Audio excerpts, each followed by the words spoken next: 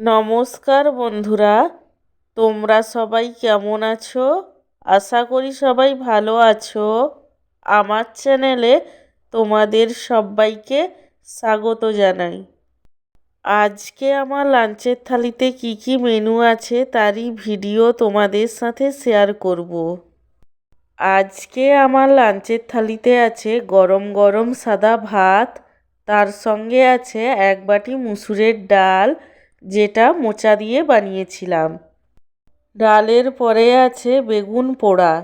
বেগুন পোড়াটাকে কাঁচা পেঁয়াজ, কাঁচা লঙ্কা, ধনেপাতা, নুন এবং সর্ষের তেল দিয়ে মাখিয়েছিলাম। সব শেষে আছে আলু আর শালগম দিয়ে মাছের ঝাল, যেটা সর্ষে বাটা দিয়ে বানিয়েছিলাম। আমার আজকের এই লাঞ্চের থালির ভিডিওটি তোমাদের কেমন লাগলো সেটা কমেন্ট করে জানিও। আর ভিডিওটিতে লাইক দিতে এবং চ্যানেলটিকে সাবস্ক্রাইব করতে একদমই ভুলো না।